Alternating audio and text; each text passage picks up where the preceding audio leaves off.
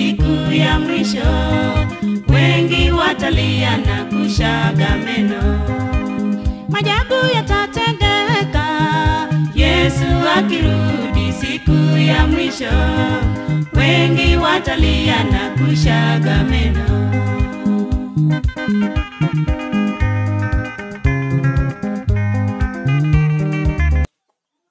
Shalom, shalom, na wasalimu katika jina la Yeshua aliye hai. Apewe sifa Mwokozi. Tunamsifu Mungu kwa ajili ya kutukumbuka duniani.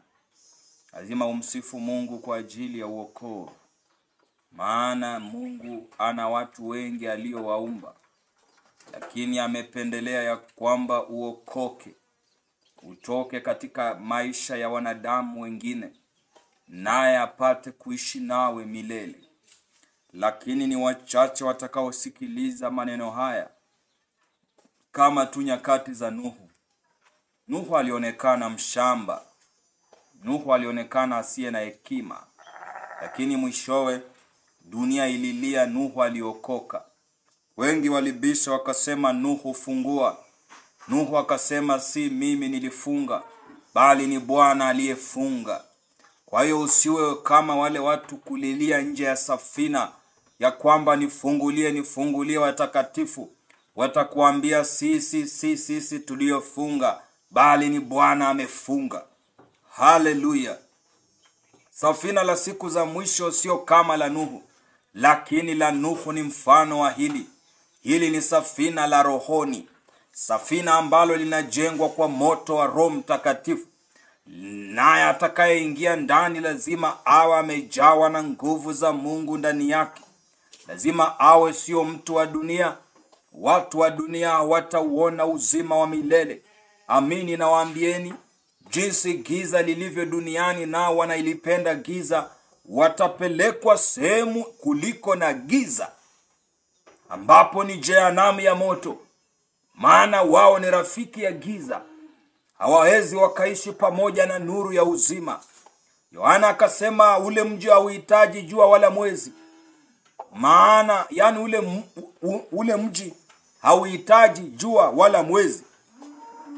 Ina maana ule mji hauhitaji kanisa la kwanza ama kanisa la mwisho.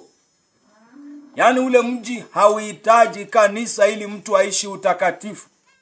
Nuru ya utakatifu wa mji huo ni mwana kondoo wa Mungu. Haleluya. Ufunuo mlango wa 21 mstari wa 23. Maandiko yanasema na mji ule hauhitaji jua wala mwezi kuangaza, kwa maana utukufu wa Mungu hutia nuru, na taa yake ni mwana kondoo. Na mataifa watatembea katika nuru yake, na wafalme wa nchi huleta utukufu wao ndani yake. Haleluya. Hauhitaji jua wala mwezi ule mji. Yani hauhitaji, na jua ni nini?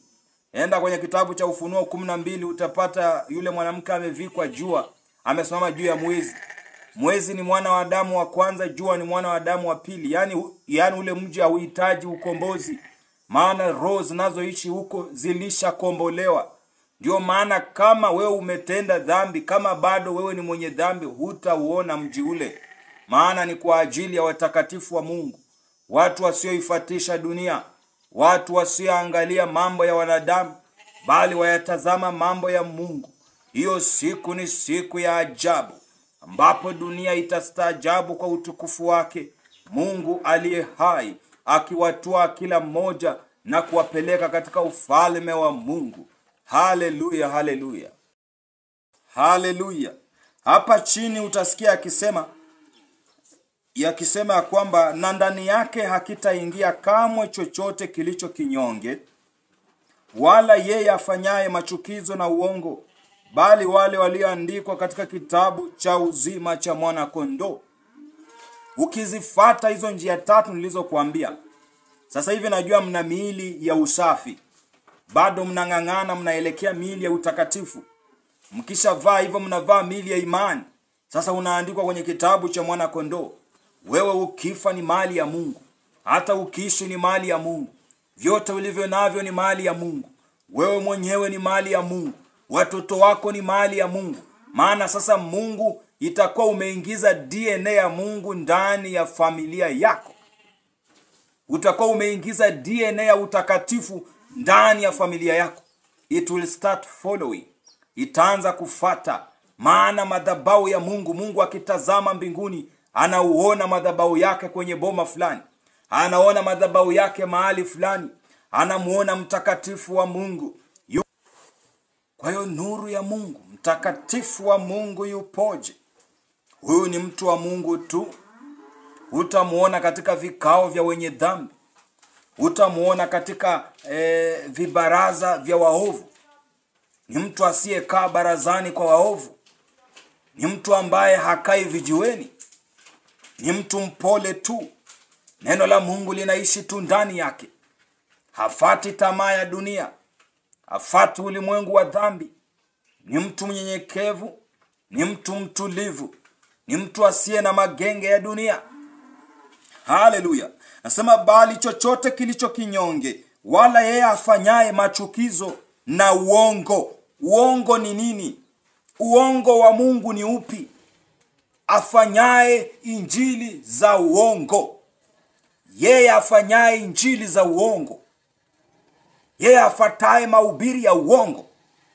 Nasema uongo akitaingia kamwe chochote katika mji ule kilicho kinyonge. Wewe ni mnyonge wa maombi.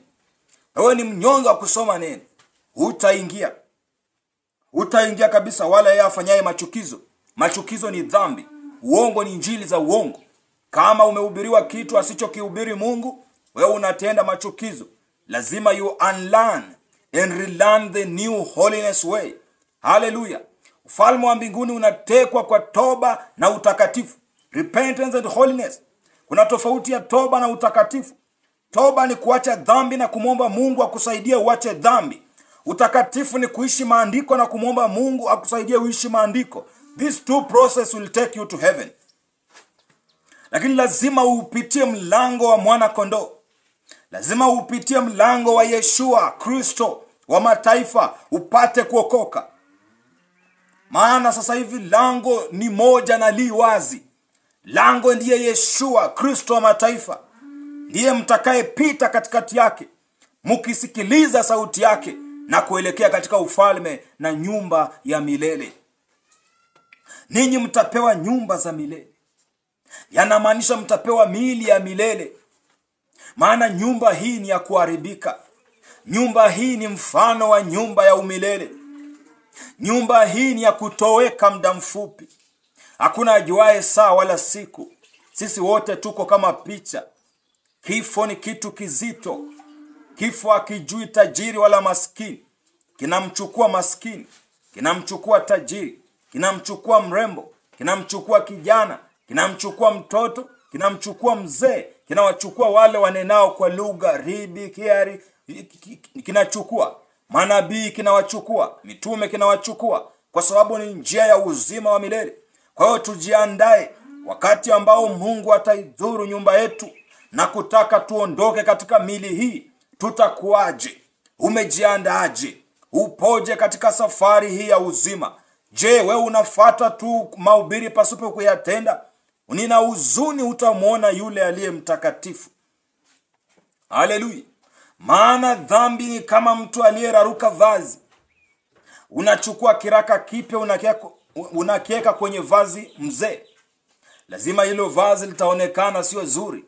Lazima uvue mavazi yako ya kitambo, uvae mavazi mapya. Divai haitamwagwa kwenye vikombe vichafu. Divai ya Mungu ni Roho Mtakatifu wa Mungu. Hata mwagwa kwenye roho za zamani za matendo ya dunia. Ivueni namna za mataifa, vaeni namna za watakatifu. Ndipo mtakapoona utukufu wa Mungu juu ya miili yenu. Ndipo mtakapoona uwezo wa kushinda dhambi. Dhambi zinakusumbua kwa sababu haupo tayari kuacha miili ya zamani. Haupo tayari kuyaacha matendo ya zamani, ukauvaa mwili mpya, matendo mapya, neema mpya, injili mpya, wokovu mpya, vyote ukaviacha ulivyovijua. Mungu achanganywe na shetani. Neno la Mungu alichanganywe. Neno la Mungu ni imara. Neno la Mungu ni mwamba ambao haujawahi onekana duniani. Ukiuchanganya na miamba ya dunia, utakuwa umepotea. Mungu achanganywe na nguvu za giza. Mungu achanganywe na kunyoa denge za dunia. Mungu achanganywe na kuhubiria watu utajiri. Ungehubiri ukweli, ungekuwa na kanisa kubwa Tanzania. Ungehubiri ukweli, ungekuwa na kanisa kubwa Kenya nzima. Lakini ni kwa sababu una tamaa tu ya kanisa na mafurushi. Huna tamaa ya kuwaona watu wakipanda kwenye ufalme wa mbinguni. Ndio maana mmejaa na huzuni ya wenye dhambi mioyoni mwenu. Muombe Mungu akupe faraja. Amani ambayo wewe unaipata ni amani itokayo katika Kristo na neema ya Mungu juu ya miili yenu. Mimi ni mtumwa kwa ajili yenu, na ni zaidi ya mtumwa, ni mdogo kuliko mtumwa. Lakini nimepewa kuwaonyesheni njia ya uzima wa milele. Tafadhali nikuambiapo nenda kushoto, nenda huko. Nisemapo nenda kulia, nenda huko. Nikuonyapo geuka. Mwana nimpendaye nitamuonya. Geuka ukaifate uzima. Maana kumjua Mungu na neema yake ndio utukufu na uokovu wetu. Uokovu, nguvu za mtakatifu ni kumjua Kristo. Ndio maana Isaya akasema, tuzidi sana katika kweli na kumjua sana mwana wa Mungu, ili tuufikie ule utimilifu. Haleluya. Tuzidi katika kweli, tumjue sana mwana wa Mungu, ili tuwe vizuri katika ule utimilifu. Huwezi kutimilika bila kumjua Kristo. Huwezi kutimilika bila kumjua Mungu wa kweli. Mungu wa kweli hafanani na miungu wa dunia. Mungu wa kweli anataka uvue mambo ya dunia, kisha uvae mioyo. Nenda tuna moyo wako. Mungu, moyo wangu ndo huu. Nataka nimjue Yesu. Nataka nimuone Yesu. Nataka nimuone Yesu. Nataka nimuone. Nataka nimuone Yesu. Nataka nimuone Yesu. Nataka nimuone Yesu. Nataka nimuone. Mungu anataka mioyo hiyo ya kutaka kumuona tu yeye aliye mtakatifu, ya kutaka kumuona tu yeye aliyeziumba mbingu na nchi, ya kutaka kumuona tu Baba wa milele peke yake, maana yu peke yake. Ukiwa unatazamia vitu vingine, kwanza ngoja niguze mambo fulani. Ukihubiri sana ufalme wa mbinguni na kukosa kuwafungua watu kutoka kwenye minyororo ya mashetani, injili inalemewa. Lazima, Mungu anasema kupenda pesa ndo chanzo cha kila uovu. Lakini lazima uwe na pesa ili ununue chakula. Lakini kupenda, Mungu anasema kuwa na pesa ni chanzo cha uovu, bali kupenda. Kwa hiyo ni hivyo. Mungu anasema fanya kazi ule kwa jasho lako. Na muibaji asiibe, afadhali afanye kazi akala kwa jasho lake mwenyewe. Unafanya kazi kupata nini? Kupata pesa. Maandiko yenyewe yamesema kupenda pesa ni chanzo cha kila uovu. Inamaanisha, maandiko hajasema pesa ni mbaya, lakini amesema kupenda pesa ni chanzo cha uovu. Ndio maana kuna watu wanapenda pesa, anaweza kuua kwa sababu ya hela. Anayependa pesa ana uwezo wa kufanya mambo mabaya kwa sababu ya hela. Anazitumia hela zake kwa njia mbaya. Wewe unakuwa unapenda pesa, ni chanzo cha kila uovu. Ndio maana unazitumia kwa njia mbaya, unatumia kuua, unatumia kufanya naye. Lakini tujue maandiko ni vipi. Maandiko hayatufungui tu kwenda mbinguni. Yanatusaidia kupata kazi, kufanya kazi, tukakule kwa jasho letu, tusiibe. Maana maandiko yamesema mwibaji na asibe afadhali afanye kazi kwa mikono yake, ajipe riziki na hata kuwasaidia wasio nacho. Haleluya. Ndivyo ilivyo. Lazima ulee injili yako, hauishi mbinguni. Maandiko yamesema ninyi msisumbukie mtavaa nini wala kula nini. Mili sio zaidi ya mavazi. Inamaanisha akili yako ikikuwa kwa mavazi sana, ukikufa saa hii utavaa hizo mavazi zako? Hapana. Yaani Kristo alimaanisha lazima tu value. Kuvalue ni kufanyaje? Tuipe kipaumbele vitu vya maana kama roho zetu. Yaani Mungu hataki tuhubiri pesa, lakini tunahitaji pesa kuishi. Tunahitaji kuwa na pesa ili ununue chakula, kwa sababu huwezi ukatembea uchi. Maandiko yanasema kutembea uchi ni dhambi, si ndio? Kutembea uchi ni dhambi. Lakini mwana wa Mungu amekuambia mwili ni zaidi ya mavazi. Sasa kuna watu watasema mavazi sio. Hapana. Alimaanisha uwe wa kuridhika. Umevaa nguo ya shilingi 200 umeridhika. Umevaa nguo ya 1040 umeridhika. Yaani kuridhika na kila kitu na kuviangalia vyote havifai, tunavitumia tu tukipita kwenda mbinguni. Kwa hiyo hakutaka mavazi. Mavazi ni kama mali tu. Mavazi ni kama mali. Hakutaka mavazi, ndio maana alisema huwezi kumtumikia Mungu na mali. Haleluya. Inamaanisha ya kwamba hapo ndio ilifika mahali watu wakaanza kuacha kazi, ya kwamba kazi zao ni shetani. Hapana. Mungu hataki kazi ihubiriwe. Lakini Mungu anajua unahitaji kufanya kazi. Usipofanya kazi unatenda dhambi. Maana utakuwa na tamaa ya vitu vya watu. Jambo jingine, utaanza kuiba. Na pia Mungu hataki tuhubiri hela. Maana maandiko, baraka za Mungu haziji kwa kuhubiriwa, wala haziji kwa kuombewa. Mnadanganywa. Maandiko iko wazi. Maandiko yanajizungumzia. Manabii wa uongo na mitume wa uongo waache kuzungumza kwa niaba ya maandiko. Yanajiongelea. Yalisema kwenye kitabu cha Kumbukumbu 28 kuanzia penyewe, ya kwamba na utakapoisikia sauti ya Bwana Mungu wako na kuitii, ndipo baraka hizi zitakujilia. Utabarikiwa kama uko mashambani, utabarikiwa kama upo mjini, utabarikiwa utokako, utabarikiwa uendako. Yaani utabarikiwa kapu lako la unga. Inamaanisha hutalala njaa. Lakini watu wengine wanalala njaa, wanasema Mungu alisema heri maskini wa rohoni. Ni wa rohoni, sio wa mwilini. Haleluya. Ni lazima Biblia ibalance. Lakini visiongelewe hivyo. Maana hivyo ni vitu ambavyo maandiko yanasema kabla amjaomba, Baba yenu wa mbinguni anajua mnachokihitaji. Mungu anajua inafaa ukuwe na mavazi, kwa sababu kutembea uchi ni dhambi. Mungu anajua lazima ule, kwa sababu bila chakula utakufa, hauishi mbinguni.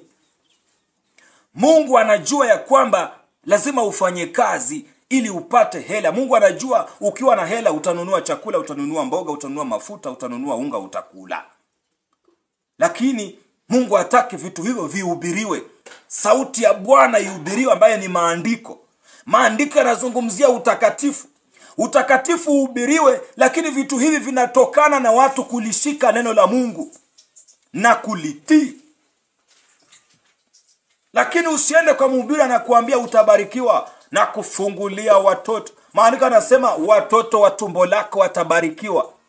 Watoto wako watabarikiwa utakapolisikia sauti ya Bwana Mungu wako na kuitii na kuitenda na kuitii. Amina. Utakaposikia na kuitii, watoto wa tumbo lako watabarikiwa. Lakini usiombewe kwamba kukomboa tumbo lako, kubarikiwa, nini. Ukikosa kuitii sauti ya Bwana Mungu wako, kuna laana nyingi zimeandikwa hapo.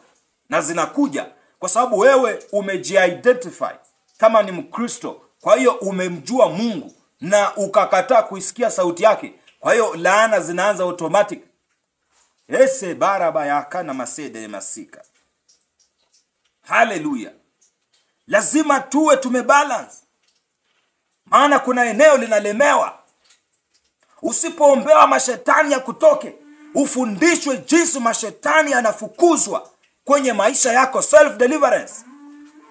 Ufundishwe jinsi ya kumkemea ibilisi, ufundishwe jinsi ya kukemea magonjwa, ufundishwe jinsi ya kukataa vitu viovu, evil spirits, kuzirebuke, you remain pure. Lazima ufundishwe, kwa sababu usipofundishwa zitakuattack. Unaendekea mbinguni lakini magonjwa yanakumaliza. Unaelekea mbinguni lakini bado mambo yako, ukifanya kazi hawakulipi, ukifanya kazi haufanikiwi, ni kwa sababu ya spirits. Lakini sio kuhubiri hizo vitu. Sio madhabahu unasimama unasema rudi kazini na kuombea kazi zifunguke. Kazi haiombewi, kazi inahubiriwa. Unahubiri mtu, fata utakatifu, acha dhambi. Kama ni mvivu, acha uvivu. Akiacha uvivu, Mungu anafungua kazi. Kama ana tabia ya fitina, unafiki na ufidhuli, Mungu akiacha vitu hivyo, Mungu anampa kazi nzuri ambayo hatafanya vitina kufukuzwa, hata kuwa mnafiki na roho mbaya akafukuzwa. Hivyo ndo mambo ya Mungu yaendavyo. Yata masedere masika. Glory pai, glory sai. Kama mtu hana mchumba, haifai kuhubiri. Mchumba hubiriwi.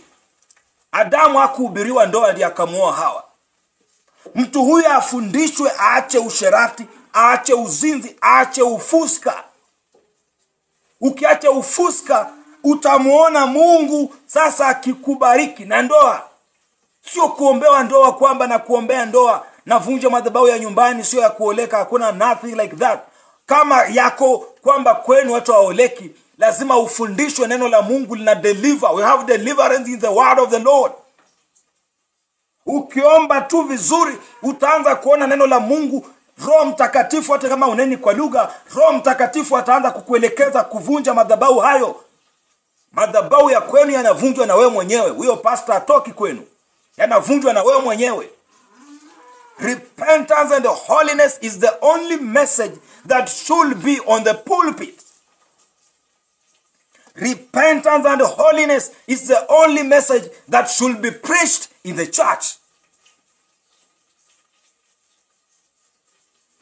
Money and prosperity is the devil agenda that have succeeded among the mega churches that you see. Kuhubiri mafanikio na pesa yameuharibu wokovu wa Mungu. Roho Mtakatifu amelikimbia kanisa. Ndio maana hata kanisa alijui Roho Mtakatifu ni nini. Roho Mtakatifu sasa hivi anakaa kwa watu ambao hawaendi kanisani, ndiye anakaa huko. Maana kanisa limemkimbiza. Kanisa limeingiza uchafu, limeuchafua utukufu wa Mungu, likaufuata unafiki wa dunia. Hata rabasedere masaya horia malakaramasi. Haleluya. Ebu toka katika maeneo ambayo wewe upo, ambayo hayampendezi Mungu. Kuacha dhambi tunaanza hivi. Ulikuwa mwongo wa udanganyi, na unaomba Mungu nisaidie nisidanganye. Mungu nisaidie nisidanganye. Nipe kusema ukweli kama ilivyoandikwa, neno lenu liwe la wala la na ndio.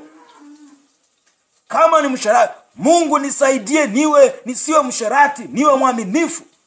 Mungu nitakase, unirehemu. Nimechoka na maisha haya ya dhambi. Na unaacha kweli, unang'ang'ana. Hiyo ndo dhambi inaachwa. Lakini sio kwamba ninaacha dhambi, taja dhambi hizo ukiziacha na kumaanisha. Lifate neno la Mungu kwa haki na kweli. Mosa taraba setere mama salaidika. Haleluya. Tubuni kwenye mioyo ya toba. Usitubu kwa moyo wa juu tu. Mungu haombi hivyo. Mungu anaomba kwenye moyo mzito wa toba, uliojaa simanzi ya dhambi na huzuni. Tafuteni utakatifu wa Mungu pasipo kupepesa macho yenu kwa nguvu na bidii. Maana utakatifu ndio ufalme wa mbinguni. Ndio maana maandiko yanasema ufalme wa mbinguni unakaa ndani yenu. Yaani utakatifu unakaa ndani yenu. Utakatifu hauombwi kama utajiri, hauombwi kama ndoa, hauombwi kama kazi. Utakatifu rikatamale bresedre kayada. Horia malembre saila isa. More glory masi. Naambiwa niachie kuhubiri hapo. Amen, amen, amen, amen, amen, amen, amen. Kila aliyelisikia neno hili, naomba likae ndani ya moyo wako. Naomba usiliache lishike tu. Utaona hapo mbeleni ama sasa hivi. Lishike sasa hivi, litie moyoni mwako, utaona utukufu wa Mungu. Nitajifunua kwako kama roho wa uzima, nawe utaishinda dhambi. Ninyi hamwezi kushinda dhambi nisipokuwa pamoja nanyi. Hamwezi mkaishinda dhambi, maana tazama Baba amenipa uwezo juu ya dhambi za dunia, nami nawafanyeni ninyi kuwa na uwezo kama mimi nilivyo nao.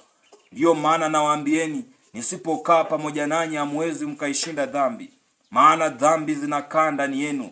Imenipasa ninyi kukubali mna dhambi na kuzitoa ndani yenu kwa neno langu, nalo neno langu likiwajaa mtauona ufalme wa mbinguni. Asanteni sana, mpate kubarikiwa.